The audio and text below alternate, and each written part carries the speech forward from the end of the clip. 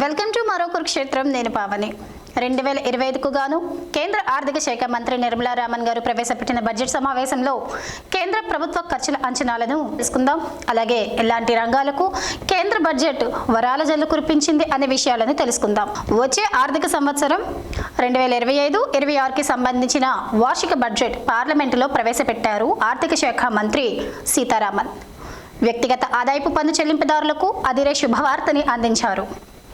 కొత్త పన్ను విధానంలో 12 లక్షల రూపాయల వరకు ఎలాంటి ట్యాక్స్ ఉండదని ప్రకటించారు. దీంతో వేతన జీవులకు భారీ ఊరట లభించిందని చెప్పవచ్చు. అలాగే గిగ్ వర్కర్ల కోసం బీమా పథకాన్ని ప్రవేశపెడుతున్నట్లు చెప్పారు. దీంతో పాటుగా ఇన్కమ్ ట్యాక్స్ బిల్లును తీసుకొస్తామని వచ్చే వారమే పార్లమెంటులో ప్రవేశపెట్టనున్నట్లు కూడా చెప్పారు. మరి ఈ బడ్జెట్లో కీలక ప్రకటనలేవి, ఏ రంగాలకు ఎంత కేటాయించారు అనేది తెలుసుకుందాం.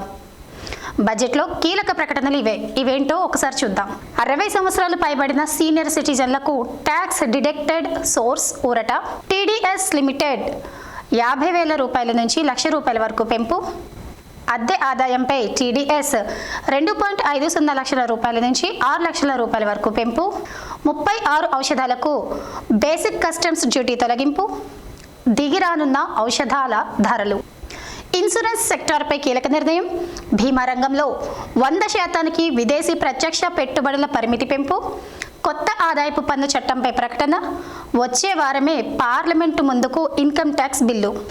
గిగ్ ప్లాట్ఫామ్ వర్కర్ల కోసం హెల్త్ ఇన్సూరెన్స్. పీఎం జన్ ఆరోగ్య యోజన ద్వారా ఆరోగ్య బీమా వర్తింపు.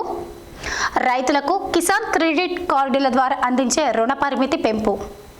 ప్రస్తుతం ఉన్న కేసీసీ లిమిట్ 3 లక్షల రూపాయల నుంచి 5 లక్షల రూపాయల వరకు పెంచుతూ ప్రకటన. కొన్ని రంగాల వారీగా కేటాయింపులు ఇలా ఉండబోతున్నాయి. అలాగే ఏ రంగానికి ఎంత మొత్తంలో ఈ బడ్జెట్ను ఆపాదించారో చూద్దాం. రక్షణ శాఖకు 4,91,732 కోట్లు. గ్రామీణాభివృద్ధికి 2,66,817 కోట్లు. హోంశాఖకు 2,33,211 కోట్ల రూపాయలను. అలాగే వ్యవసాయం అనుబంధ రంగాలకు 1,71,437 కోట్ల రూపాయలను. విద్యారంగానికి గాను 1,28,650 కోట్ల రూపాయలను.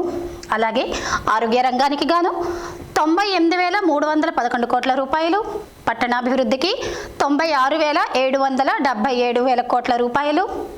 ఇంకా ఐటీ టెలికాం రంగాలకి 95,298 కోట్ల రూపాయలు.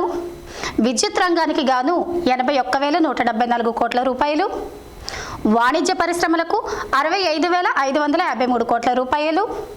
అలాగే సామాజిక సంక్షేమానికి 6,052 కోట్ల రూపాయలు. చూసారు కదండి, ఆర్థిక శాఖ మంత్రి నిర్మలా సీతారామన్ గారు ఆయా రంగాల్లో ప్రవేశపెట్టినటువంటి బడ్జెట్ని. మరి ఈ బడ్జెట్ సామాన్యుడికి ఎంతవరకు సాధ్యపడుతుందో చూడాలి. ఇది వాళ్ళ మరో కురుక్షేత్రం న్యూస్. మరో న్యూస్లో మళ్ళీ కలుద్దాం.